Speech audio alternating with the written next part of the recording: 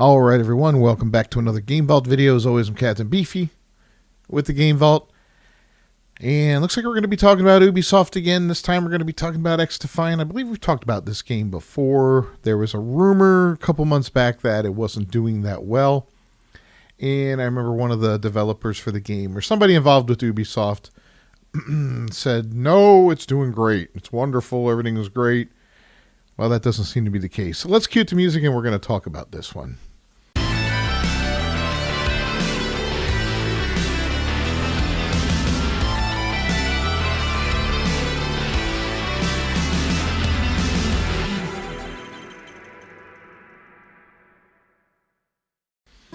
Alright, so this is from Tom Henderson with Insider Gaming. Exclusive Ubisoft XDefiant will be shutting down in June 2025. And I believe at some point in time I figured this game wouldn't last through 2025.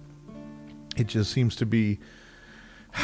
It's another one of those live service games, and these things just cannot stay afloat, man. It's not a viable type of game anymore. I'm sorry. Now, that's not to say the existing ones that are out there and that are successful are not going to continue to be successful. That's the very reason new ones are not going to work, because these existing ones are out there.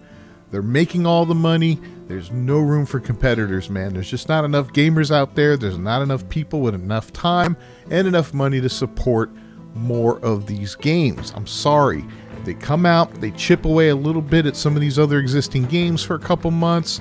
They make a little bit of money back, and then eventually these players go back to wherever they came from because the new game doesn't have the player base, the maps, the variety, whatever that the game they came from has. So it's like, yeah, that was kind of fun and all that, but nah, I'm going to go back to Fortnite, or nah, I'm going to go back to GTA, whatever.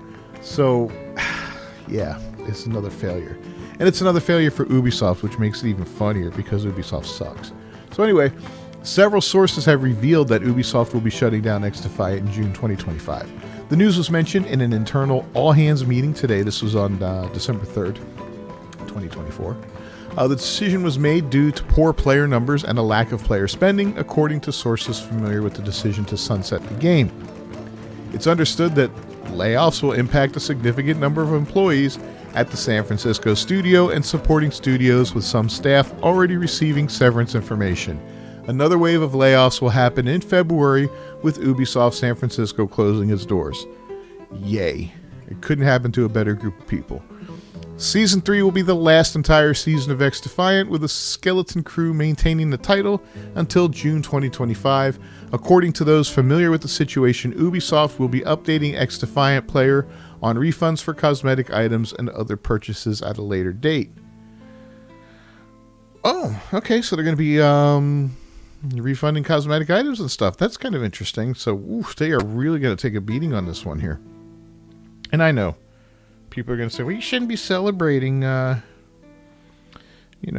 studio closures and people getting fired and all that. No, this is Ubisoft. I will celebrate every Ubisoft person that gets fired, because Ubisoft practices terrible, terrible hiring practices. They are a company that practices DEI, not only in the design of their games and everything, and what DEI is diversity, equity, and inclusion, which means they push things into games that don't belong there, right?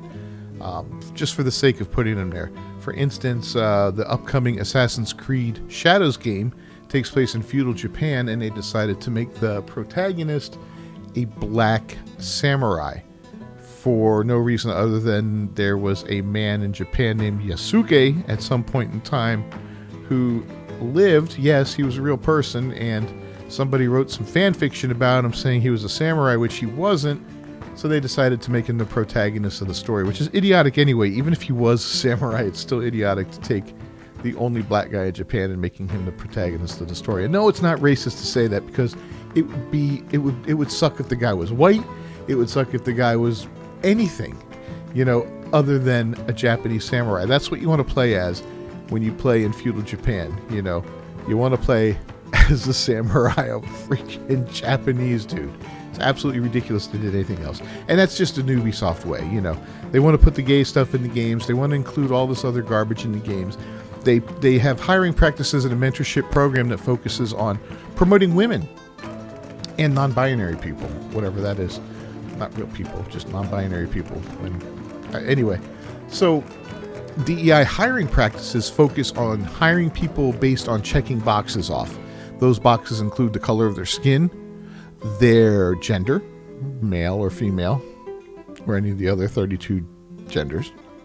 Or is it 57 now? I don't know. It keeps changing. Or their sexuality. Are you gay? Are you whatever? So instead of their merit, right? So this is why games have gotten so bad, is because they're no longer hiring people based off their merit, right? Back in the day, games were great because the best people made games. They hired people based off their skill. And most of gaming was populated, I'm sorry to say, but by white guys. It was just the way it was. White guys made video games back in the day. Straight white guys. It was the thing. They were the guys that made it. A lot of Asian guys too. That was the predominant portion of the market. Now that's not to say other people can't be good at it. It has attracted other people throughout the years and all that, but those were the guys that pioneered the industry and helped create some of the greatest games in history. And as the years have passed, people have, you see these idiots now, like that schmuck with it's talking about the hiring practices with Obsidian, who he only wants to hire black guys or black people now because he doesn't want to work with crusty white guys. And he's talking about how Obsidian has these hiring practices where they're going to only hire black guys or they're going to favor other people over white guys. That's illegal, bro. You can't do these things. That's not how it works, If I had a business and I says, well, I'm not going to hire black people, everybody would lose their mind. If I said I'm not going to hire Chinese people, or I'm not going to hire women, or I'm not going to hire this or that, anything else other than white guys, people would lose their mind. But for some reason, it's okay to be racist against white people in this day and age because of the privilege, A privilege that, quite frankly, doesn't exist. I mean, I didn't grow up with a bad life, but I didn't grow up with a silver spoon in my mouth. Not everything was handed to me. I have parents that are still married. God bless them. Grew up with a decent life. Dad always worked. He had a great job. We weren't rich, but we didn't go without. I didn't have everything handed to me. My dad taught me to make a living from when I was young and earn my way. And, my needs were provided for as a kid. My wants, when I got older, I took care of my own wants, and, there was a balance there, Yeah, they'd help me out when I needed it and stuff like that, but I wasn't coddled. So, there's no white privilege with that kind of stuff. It's absolutely ridiculous. It's myth. There's plenty of poor white people out there that struggle, and some of them succeed, and a lot of them don't. It's a class thing. It's not a race thing, and unfortunately, people have turned it into this weird racial thing, but we're getting way off subject now. Anyway, season 3 is going to be the last entire season, the skeleton crew, yada yada. In August 2024, Insider Gamer reported that XDefiant was on borrowed time. Despite initially having strong player numbers, frustrations within the studio were always aimed at its leadership, who refused to take responsibility for the project's shortcomings, which could have been avoided with better studio culture, said the people. In late March 2024, I reported on the studio's toxic work culture, and despite an internal investigation that concluded last month, I was told that the issues had been swept under the rug and that its problems were still prevalent. Both current and former employees of Ubisoft can contact me securely and anonymously for more insider gaming. Read about Ubisoft being sued. Wow. Over the return to office mandate. And don't forget to sign up for the letter. Yeah, I know a lot of people are mad with Ubisoft because they're forcing them to return to the office instead of letting them work from home. And that's really frustrating people, and I mean, I get it, people work for you, you want them in the office, you want to make sure that they're working from home. Probably you don't get the best work out of people, people are distracted at home. You know, they're goofing off. I'm sorry. That's human nature, man. You're not going to get people most productive. You're not going to get productive people at home. Sorry. You know, people got spoiled during the pandemic, and when they got sent home and everybody worked from home, they got spoiled from it. It is what it is. I know Ubisoft's facing strikes. I think it was over in France. I think they were striking over there. Ubisoft's facing a lot of bad things going on right now. Investors are questioning them because of their practices, their DEI practices and stuff like that. Star Wars Outlaws undersold, Skull and Bones undersold. They delayed Assassin's Creed Shadows till February 14th, I believe it is, 2025. It was originally supposed to release, I think it was August? November, I think it was, or something like that. Yeah, it was supposed to be out already in 2024, and they delayed it till next year, and I have a feeling it's going to get delayed even further, and there's massive amounts of backlash regarding the Yusuke character, which is absolutely crazy. Let's look at this toxic work culture a little bit and years of delays. Insider Gaming's exclusive report. This was from when? March 28th. Yeah, this was back in the day. Boom, boom, boom. Shoot down rumors. They're not related to chasing Call of Duty. Rubin did confirm that this game has yet again been delayed, but its latest delay was because of major technical issues related to the game's netcode, which is an issue that's been outlined. XDefiant has missed dozens of internal milestones and deadlines these past couple of years, and although Rubin's latest comments on XDefiant missing its latest release date due to the netcode are accurate, it's not a simple case of one-and-done issue that has plagued the game for years. Insider Game has reported XDefiant's shortcomings stem from several executives and directors on the project. They are internally referred to as the Boys Club by a large majority of the team. First, the Boys Club was the name given to a select few individuals who caused constant problems for the game's development, and the term was collectively agreed upon by some members of the team to feel a sense of camaraderie. But a couple of years later, that group grew to a dozen or so, both male and female individuals, and its term has evolved into something much more bitter in the studio. The group has been the cause of missed deadlines, crunch, a toxic work environment with multiple people leaving the project. While there isn't an exact date on when the club evolved into something more sinister, several sources stated that the change became the most apparent around the time when Tom Clancy brand was dropped, publicly announced in early 2022, before the decision the game was intended to be released in the holiday of 2021 without any significant issues that plague the game today. The change meant more freedom for the project, allowing the Boys Club to make unnecessary changes, which had a domino effect on the progress of the game. Despite the warnings from the team, it currently added over 2 years to the game's development. Wow. Yeah, development hell for all this time. It came out in 2024, and now it's lasting a year. That's insane, man.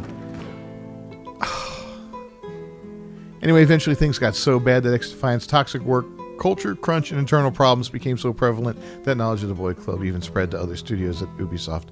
Woo! So yeah, this is, that's old news there. But this is painful. This is absolutely painful, man. We've seen this happen so much lately with games. Big games that have been worked on for years, that have had hundreds of millions of dollars poured into them just to take a dump when they're released. We saw it with Concord, rumored, was it $400 or $800 million rumored into that one, possibly, with the studio acquisition and everything. Now again, these numbers are just quote unquote rumored numbers, but 10 years of development roughly for that to be released and then be removed from the PlayStation Store within 10 days of its release. Not only removed, but refunded without request or question. Just full on refunded. And then the team disbanded. And they're not going to do anything. They're not going to re-release it as a free-to-play game or anything. It was a paid game. It was a 5v5 shooter game. So it was an always online game like that. With the microtransactions and stuff like that. It was designed to be an always online game that generated money, one of those type of games. But it also had an upfront cost. Had it come out as a free-to-play game right from the start, maybe it would have been a little bit more successful, but the character designs were awful. There were pronouns in it. It was very controversial, and it just looked like absolute dog shit. Then we look at Suicide Squad, another one of those type of games, and Suicide Squad Kills the Justice League. originally, what, $100 version of the game was available, roughly, and we just saw that for less than $5 a year later available. I think it was either Steam or yeah, for less than $5, right? This game didn't last long. I mean, they put out a couple seasons to it, and then they just pulled the plug. And again, it was DEI-ridden garbage. You know, you had the gay Joker, you had instead of Mr. Freeze, you had non-binary Mrs. Freeze. Instead of, who was it? Is his name Deadshot, I think, or whatever? I can't even remember now. You had his daughter. You know, they did the race swap. Not the race swapping, but the gender swapping. And all that stupid nonsense that they like to do. Just to, for whatever reasons, you know, just it feels like they just do it to piss off the audience, and then you piss off the audience and they don't buy the game, and then they get mad and they go online and they cuss about it, you know, whatever, man. So yeah, this is it, man. This XDefiant looks like it's going to be shut down in June of 2025. Another fail for Ubisoft, another fail for live service games. Please learn your lesson, studios. Please stop with the live service. Gamers have spoken. We don't want this garbage. Stop. Leave a like on the video down below. Don't forget to subscribe to the channel and ring that bell for notifications. We will see you next time. Until then, peace.